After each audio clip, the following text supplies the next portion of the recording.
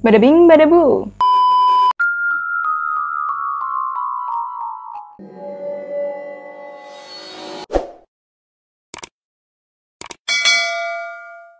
Hai Bestiana-Bestiani, apa kabar semuanya? Semoga kalian baik-baik aja. Balik lagi ke channel aku, nama aku Rachel, dan hari ini kita akan ngomongin sepasang kekasih yang merupakan pembunuh berantai. Mungkin dalam hati kalian kayak, nyebelin banget sih, masa pembunuh berantai aja bisa punya kekasih. Sementara gue 2022 ini masih nggak punya pacar aja. Mungkin kalian ada yang punya goals, punya pacar tahun 2022 ini. Mungkin kalian merasa, aduh apa gara-gara gue kurang cakep ya? Apa gara-gara gue kurang apa, kurang ini, kurang itu. Yang bikin kalian mungkin merasa, mungkin fisik gue kurang oke, makanya kenapa gue nggak punya pacar sampai sekarang. Atau mungkin kalian mikir pembunuh berantai ini cakep banget sampai akhirnya dia punya pacar. Nggak juga, sebenarnya menurut aku ya, fisik itu nggak terlalu main peran dalam sebuah hubungan. Karena menurut aku yang penting kalian bersih itu udah cukup. Nah, mungkin kalian ada yang merasa kayak, gue udah bersih kok, gue mandi 2 kali sehari. Tapi kalian tahu nggak, mandi 2 kali sehari itu belum menjamin kalau kalian bakalan bersih. Kalian tuh harus benar-benar bersihin badan kalian supaya dari daki-daki dosa-dosa di badan kalian itu hilang. Caranya dengan pertama, eksfoliasi yang rajin. Nah, di sini tuh aku mau ngasih tahu kalian tips aku untuk bersihin badan. Masalahnya, apa sih yang bikin kalian tuh ogah untuk eksfoliasi badan? Mungkin sakit, mungkin kalian merasa kasar. Atau mungkin kalian ada yang punya kulit sensitif, jadi kalian nggak suka eksfoliasi. Tenang aja, aku punya solusinya, yaitu Scarlett Whitening. Ini yang romansa ya. Mungkin kalian semua udah pada tahu ya, kalau aku suka banget sama produk-produknya Scarlett, terutama produk-produk body care-nya mereka. Karena aku adalah orang yang gila eksfoliasi, aku suka banget namanya kalau aku mandi tuh aku harus bersih banget, bener-bener aku harus mastiin kalau daki-daki aku semuanya keangkat ya. Dan ini aku suka banget karena scrubnya dia itu enak banget, nggak sakit ya, nggak nyakitin badan. Tapi kalian tahu kalau badan kalian tuh bersih gitu loh. Kalian berasa kalau nih, kotoran kalian tuh keangkat. Ini aku akan demonstrasiin ke kalian ke satu tangan. Satu tangan ini aku nggak pakai scrub. Dan aku satu tangan ini aku akan pakai ini scrub. Kita bisa lihat di sini scrubnya tuh selain bisa mengangkat sel kulit mati, dia juga bisa mencerahkan dalam 1 kali mandi. Wah, kok bisa ya? Karena produk-produknya sekarang itu semuanya mengandung glutathione, niacinamide, vitamin C sebagai bahan-bahan aktif. Dan ini selain membersihkan kalian, mencerahkan kalian, bikin kulit kalian glowing, dan pastinya banyak lawan jenis yang akan langsung notice. Kayak, this guy looks good. Lanjut, kalau aku udah selesai pakai scrubnya nih, aku akan pakai shower scrubnya dia. Ini yang kecil karena yang full size-nya itu aku udah sering pakai dan udah tinggal dikit banget. Ini aku pakai yang Jolly. Dia itu wanginya tuh ada hint-hint coffee-nya gitu. Dan kalian bisa lihat ini titik-titik yang merah sama biru ini adalah scrubnya gitu. Jadi scrubnya tuh kecil banget. Dan ini tuh aku suka banget, kenapa? Karena aku adalah tipe orang yang dulunya tuh suka banget mandi pakai shower puff. Cuma ternyata aku pernah baca kalau shower puff tuh nggak bagus buat kayak sehari-hari gitu, karena mereka tuh bisa kayak nyimpen kuman di dalam shower puffnya itu. Padahal shower puff itu kan bagus banget ya buat kayak nge-scrub kulit kita. Dan semenjak kehadiran Scarlett itu aku suka banget karena dia ada scrub kecil-kecilnya ini. Jadi aku pas lagi nggak nge-scrub badan pakai yang full size scrub ini, aku bisa cuma pakai shower scrub ini gitu loh. Dan aku tahu kalau badan aku tuh pasti bakalan bersih. Karena scrubnya ini tuh membersihkan kulit aku secara menyeluruh. Nih lihat, kayak halus banget gitu loh. Kalian yang kulitnya sensitif tuh nggak perlu takut, karena aku juga sendiri punya kulit sensitif dan aku udah percaya banget sama Scarlett. Aku udah pakai ini berapa? Setahun? Lebih dari setahun. Dan rangkaian yang terakhir yang aku pengen pakai adalah ini body lotionnya dia. Ini aku pakai yang Jolly lagi supaya dia baunya tuh matching ya sama shower scrubnya tadi ya, biar baunya tuh nggak balapan. Nih aku kasih di tangan aku dan kayaknya aku ngasihnya kebanyakan. Kasih sekalian 1 tangan kali ya. Mumpung aku belum pakai lotion tadi. Dan kalian lihat ini teksturnya emang lembut banget dan dia tuh nggak lengket. Itu penting banget buat aku karena kita kan tinggal di Indonesia ya, negara yang super humid. Gue benci banget kalau misalnya kita udah pakai lotion dan itu akhirnya lengket-lengket ke baju, lengket-lengket di tangan. Apalagi setelah kita berkeringat, dia akan kayak nggak nyaman di badan. Itu tuh, aduh. Dan Scarlett ini enggak, makanya ini nilai plus banget. Dan tada, udah selesai. Dan kalian bisa lihat banget perbedaannya, walaupun nggak terlalu kentara, tapi ini kotor gitu kan, kayak nggak maksimal. Sementara ini tuh bener-bener mencerahkan, bener-bener kayak bikin kulit aku glowing. Kotoran-kotorannya, daki-dakinya semuanya hilang. Dan kalian tahu nggak, kalau misalnya kalian rutin memakai rangkaian produk body care yang ada glutathione-nya, niacinamide, sama vitamin C-nya sebagai bahan aktif, itu bisa mencerahkan kulit kalian secara permanen loh, asal dipakainya rutin. Nah, ini aku percaya banget. Makanya, buat kalian yang masih ragu untuk beli Scarlett nggak, udahlah cek aja langsung IG-nya di @scarlett_whitening, atau tokonya di Shopee di Scarlett Official Shop. Jangan lupa dicek ya, linknya ada di description. Oke, jadi tadi sekian-sekian dari Scarlett ya. Sekarang kita akan mulai ke cerita hari ini. Tapi sebelum kita mulai ke cerita hari ini, jangan lupa kalian untuk like dan subscribe video ini, dan jangan lupa juga kalian untuk nyalain lonceng di bawah supaya kalian nggak ketinggalan sama updatean terbaru aku. Oh ya, jangan lupa juga untuk follow second channel aku sama Instagram aku, Monica Rajalele. Linknya ada di description box. And now, let the spook begin. Jadi, siapa sih pasangan kekasih yang kita akan gibahin hari ini? Yaitu adalah pasangan Charles Starkweather dan pacarnya Carol Ann Fugate. Jadi kita akan mulai dari Charles Starkweather dulu. Jadi Charles ini lahir tahun 1940 di Lincoln, Nebraska. Dia adalah anak dari seorang tukang kayu yang mana dia sering sakit-sakitan rematik. Jadi makanya sering banget nggak ada kerjaan gitu loh, sering banget nganggur. Sementara ibunya bantu-bantu keluarga supaya mereka bisa memenuhi kebutuhan sehari-hari dengan bekerja sebagai seorang pelayan. Charles ini dari lahir tuh sebenarnya udah punya kayak semacam kelainan gitu ya. Jadi kakinya tuh bentuknya O gitu, nggak lurus. Selain itu dia juga punya masalah dalam berbicara, dia agak gagu. Makanya dia sering banget dibully di sekolahnya, dikata-katain sama teman-temannya. Dan kebetulan juga ya, si Charles ini juga kurang pinter dalam pelajaran-pelajaran di sekolahnya, kecuali olahraga.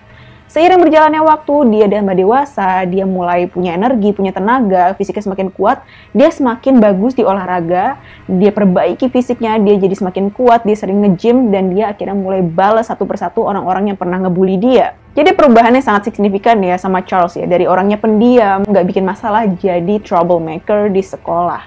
Dia itu punya temper yang sangat parah, sangat buruk, dia gampang marah, bahkan keluarga sendiri tuh ngomong kayak, kita tuh udah takut kalau Charles udah mulai marah, karena kalau dia udah marah, abis lah kita.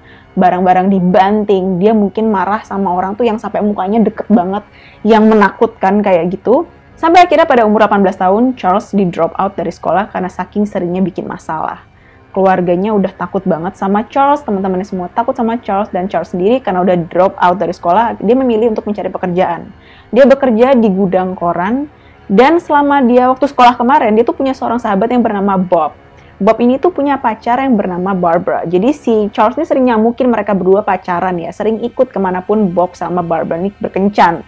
Sampai suatu hari Charles diajak sama Bob dan Barbara untuk pergi ke rumahnya Barbara. Nah di situ dia kenalan sama adiknya Barbara yang bernama Carol Ann Fugate. Sedikit background untuk Carol. Carol tuh dia tadinya berdua bersaudara sama kakaknya si Barbara ini. Ayahnya bernama William Fugate dan ibunya bernama Velda. Cuma karena William ini meninggal, Velda menjanda, akhirnya Velda menikah lagi sama seorang pria yang bernama Marion Bartlett. Mereka menikah dan mereka punya adik lagi nih, punya anak lagi satu yang bernama Betty Jane, yang menjadi adik tirinya Barbara dan juga Carol. Jadi pas titik dimana Carol ini bertemu sama si Charles tadi, dia tuh tinggal sama ayah tirinya, dia tinggal sama adik tirinya, jadi mereka berlima ya. Dan Charles tuh kayak, wah kesengsem banget sama Carol, dia suka banget sama Carol. Dan parahnya lagi adalah gudang tempat kerjanya si Charles itu deket banget sama SMP-nya Carol. Carol ini umurnya 13 tahun by the way ya, Charles umurnya 18 tahun.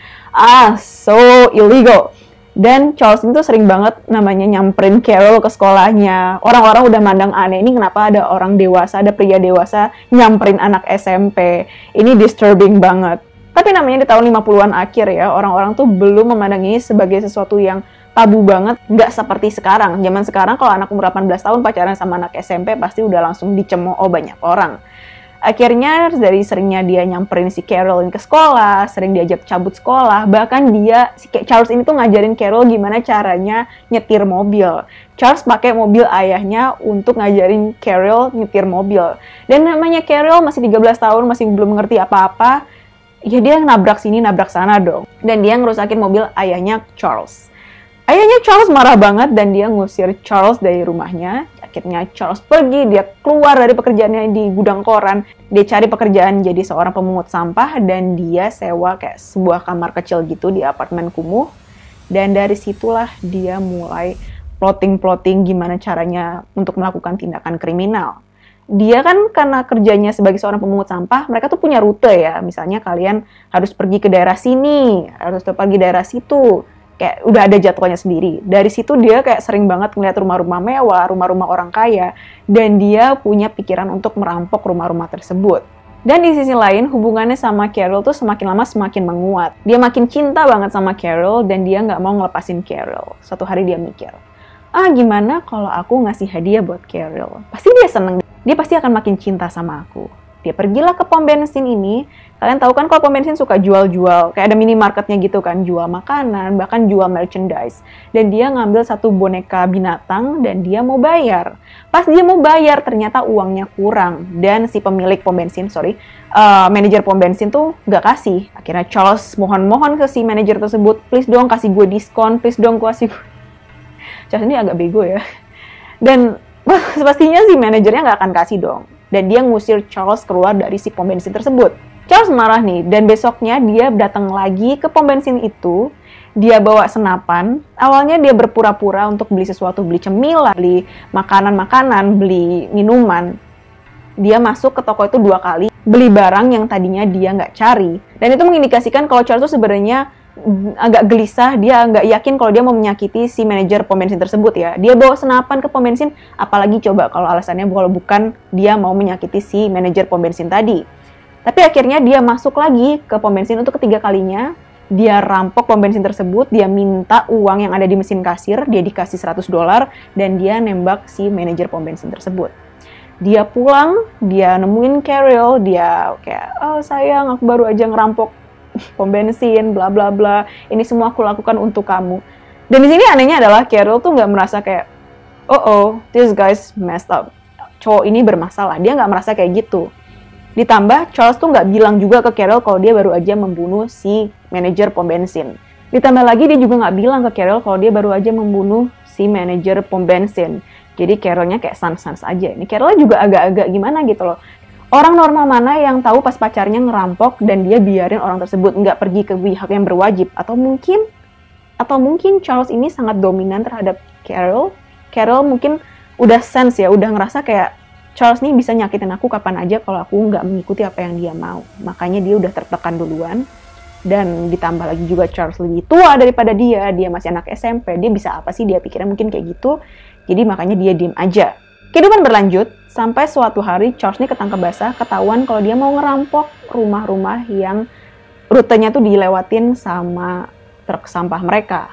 Akhirnya dia dipecat dari pekerjaannya, karena terlalu membahayakan kan. Dia nggak punya uang untuk membayar sewa rumahnya dia. Akhirnya dia udah marah, dia bingung harus ngapain, dia pergilah ke rumah keluarga Fugate, keluarganya Carol ini. Dia bawa senapannya dan dia bunuh satu keluarganya, si Fugate ini.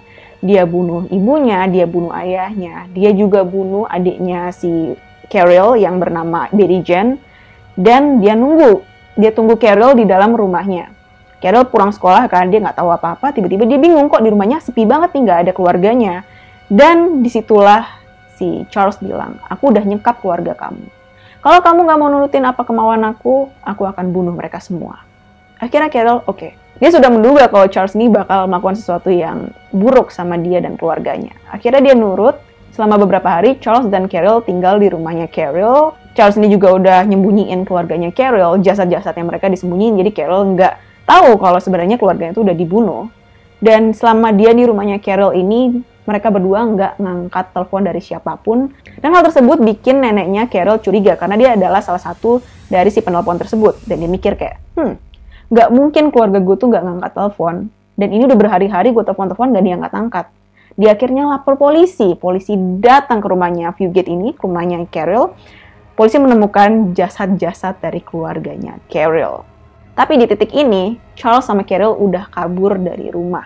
Mereka udah pergi, mereka menuju daerah yang bernama Bennett. Mereka bawa mobilnya keluarga Fugate ini. Dan di daerah Bennett ini tinggallah kerabatnya keluarga Carol yang bernama August Meyer. Jadi August Meyer ini adalah seorang peternak berumur 70 tahun. Kan kalian tahu stereotipnya peternak, mereka merasa mereka paling kuat karena mereka sehari-hari melakukan pekerjaan kasar. Nah, pas di depan rumah peternakannya si August Meyer ini, mobilnya Charles itu stuck, mogok gitu, masuk ke dalam lumpur, dan August keluar sama anjingnya. Dia kayak ketawa, ha, bodoh banget kamu, masa gitu aja nggak bisa, masa mobil kamu bisa sampai stuck di lumpur. Charles yang dari kecil udah dibully sama orang-orang, dia merasa dia dibully sama August, dia marah dan dia tembak August, dia tembak juga anjingnya. Akhirnya dia keluar, dia sama Carol keluar dari mobil tersebut, mereka joki ya, mereka berhentiin mobil di pinggir jalan, dan mobil tersebut dikendarai sama sepasang kekasih yang bernama Robert Jensen dan juga Carol King. Si Charles ini nodongin senjatanya ke arah Robert dan dia minta untuk mereka berdua bawa Charles dan Carol ke kayak semacam ruang bawah tanah, ruang anti badai. Di sana mereka ngomongnya storm cellar ya. Jadi bentuknya tuh kayak gini. Bedanya sama basement tuh apa? Kalau basement tuh kan biasanya di bawah rumah ya, di bawah rumah. Kalau ini tuh biasanya tempatnya kayak basement tapi di luar rumah, dia tuh nggak gabung sama rumah, jadi jaraknya agak jauh. Dan kalau menurut aku nih agaknya lebih aman dibanding basement ya, karena basement kan biasanya terletak di bawah rumah. Jadi kalau misalnya ada badai, ada tornado, rumahnya ambruk, lu bakal ketrap, lu bakal kejebak di dalam basement. Tapi karena bentuknya storm cellar ini tuh cuma pintu, jadi kalau ada tornado, badai, segala macam, nggak akan ada barang-barang, nggak akan ada bangunan yang akan ambruk di atas storm cellar ini. Jadi pas badai udah selesai, kalian bisa keluar, kalian nggak akan mengalami kesulitan. Jadi Charles sama Carol ini minta dibawa ke storm cellar yang terbengkalai. Dan pas mereka sampai, mereka langsung bunuh si Robert Jensen tersebut. Charles nyeret Carol, pacarnya Robert, ke dalam storm cellar tadi. Dan dia tadinya mau memperkaos Carol, tapi karena si Charles ini nggak bisa berdiri, dia marah dan dia akhirnya membunuh Carol. Keesokan harinya tanpa basa-basi, Charles dan Carol pergi ke daerah Elliott di Lincoln, Nebraska. Nah, mereka masuklah ke rumah seorang CEO perusahaan baja yang bernama Tuan Ward, dan pas mereka masuk cuma ada pembantunya. Jadi Tuan dan Nyonya Ward itu nggak ada di rumah. Jadi pertama mereka bunuh anjing keluarga ini. Lalu mereka todongin senjata ke pembantu keluarga Ward. Charles minta untuk si pembantunya ini nyiapin mereka berdua sarapan. Untuk Charles sama Carol. Karena takut kan pembantunya akhirnya dibuatin sarapan. Setelah mereka makan, mereka berdua bunuh pembantunya ini. Mereka tunggu di dalam rumah tersebut sampai Nyonya Ward datang. Nyonya Ward datang, mereka bunuh juga. Dan sore harinya ketika Tuan Ward pulang, mereka berdua juga bunuh Tuan Ward. Setelah itu, mereka curi semua perhiasan keluarga Ward, dan mereka juga curi mobilnya yang berupa Packard. Nah, mobil Packard ini mencolok banget ya, karena kayak simbol banget kan, ini mobil yang biasa dimiliki sama orang-orang kaya. Karena mereka membunuh salah satu orang yang berpengaruh di Nebraska, akhirnya polisi mengundang FBI untuk melakukan investigasi. Mereka mengadakan sayembara, siapapun yang bisa menangkap pasangan ini, siapapun yang bisa menangkap pelakunya akan diberikan imbalan berupa $1.000 atau sekarang sekitar $9,6 ribu, sekitar 100 juta ya. Di titik ini tuh pihak yang berwajib udah tahu siapa pelakunya. Pasti pelakunya adalah orang yang sama yang membunuh keluarga Fugate. Karena media udah ngabarin kalau mereka mencari buron ini, Charles sama Carol ini, media juga menyebarkan kalau si buron ini tuh memakai mobil Packard. Akhirnya Charles sama Carol udah takut kan, aduh kita nggak bisa nyetir mobil Packard ini terus-terusan. Karena orang pasti akan notice. Akhirnya mereka melipir ke pinggir jalan, mereka keluar dari mobil Packard itu, dan mereka nemuin seorang salesman yang bernama Merlin. Waktu itu Merlin mengendarai mobil yang biasa aja, dan mereka bunuh Merlin untuk bawa kabur mobilnya. Mereka mau ganti kendaraan. Tapi masalahnya pas mereka masuk ke mobilnya Merlin, Charles itu nggak terbiasa sama rem tangan. Sementara mobilnya Merlin tuh direm tangan. Akhirnya karena kesusahan, bingung kan gimana cara bawa mobilnya, segala macam. Lewatlah seorang pengendara motor yang bernama Joe. Joe ini nawarin bantuan. Mau nggak gue bantuin? Gue bisa bantuin kalian karena gue biasa sama rem tangan. Bukannya terima kasih, bukannya bilang, oh enggak, kita fine, kita sans aja, udah pergi aja. Tapi Charles malah menodongkan pisaunya ke arah Joe dan mengancam untuk membunuh Joe. Dan pas banget di saat yang sama, ada seorang sheriff yang lewat dan melihat kayak pertikaian ini. Dia langsung kayak, woi, ngapain kalian? Carol langsung keluar dari mobil dan lari ke arah si sheriff tersebut dan dia bilang, tolong aku disekap, ini pacarku namanya Charles, dia sekap aku, dia sekap keluarga aku, dia bunuh banyak orang, tolong aku, dia ngelakuin ini semua. Dia nangis-nangis, dia cepuin pelakuannya Charles ke korban-korbannya, dan Charles kayak, oh my god, gue udah gak aman nih. Dia langsung keluar dari mobilnya Merle tadi, dia masuk lagi ke mobil Packard, dan dia langsung ngegas pergi, kabur ke arah Wyoming. Sementara itu, sheriff langsung telepon, minta backup, dan dia kejar-kejaran sama Charles. Dia masuk mobilnya, dia kejar Charles, dan sampailah di satu titik, mereka udah sampai ke daerah Wyoming. Di daerah Wyoming ini, si sheriff akhirnya mulai menodongkan pistol ke arah mobilnya Charles, dan beliau berhasil memecahkan kaca depan mobil tersebut. Serpihan-serpihan kaca tadi itu kena ke kupingnya Charles dan dia mengalami pendarahan yang lumayan. Akhirnya dia berhenti, Charles berhenti, dan dia keluar dari mobil dan minta perhatian medis. Dia juga kayak menyerahkan diri. Akhirnya karena Charles sudah menyerahkan diri, Carol udah di tangan polisi, Charles dan Carol akhirnya diekstradisi ke Nebraska. Mereka di sana diadili dan Charles tadinya bilang kalau dia sekap Carol, dia sekap keluarganya Carol, dia sebenarnya yang udah bunuh keluarganya Carol. Carol nggak ada urusannya sama bunuh-membunuh di dalam perjalanan mereka. Tapi entah kenapa tiba-tiba Charles ganti lagi pernyataannya, statementnya diganti-ganti mulu. Tadinya dia bilang si Carol ini nggak ada urusannya apa-apa sama apapun yang dia lakukan, tiba-tiba dia bilang kalau Carol yang bunuh-bunuh juga, dia ikutan, dia tuh suka rela melakukan hal ini, dia tuh seneng banget sama darah, dia tuh seneng banget namanya membunuh. Dia bilang kalau perasaannya tuh seneng saat dia udah menembakkan korban-korbannya.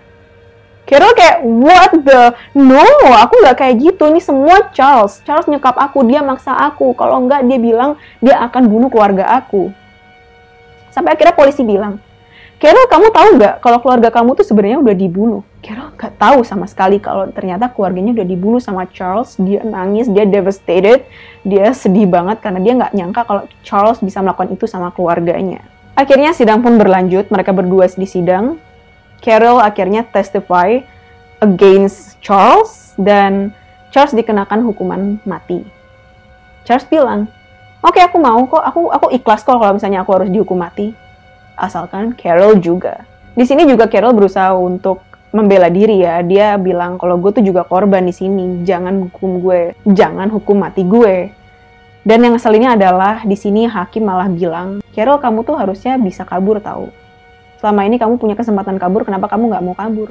Kenapa kamu malah ngikutin Charles? Victim blaming banget sih menurut aku karena posisinya Carol akhirnya minta pertolongan kok. Mungkin dia selama ini udah tahu Charles tuh perangainya seperti apa. Dia mungkin udah tahu Charles tuh capable untuk melakukan apa. Makanya dia main aman sampai akhirnya dia merasa udah aman. Ada sheriff dan dia akhirnya juga lari keluar dari mobilnya Charles. Dia ninggalin Charles dan dia langsung ngasih tahu, dia langsung cepuin semua apa yang dilakukan Charles. Menurut aku gitu. Dan kalian harus ingat kalau Carol di sini umurnya masih 13 tahun. Dia takut akan hidupnya dia. Dia takut Charles ini bakal melukai keluarganya. Makanya kenapa dia ikutin apa yang dimauin sama Charles. Tapi hakim nggak terima pembelaannya Carol.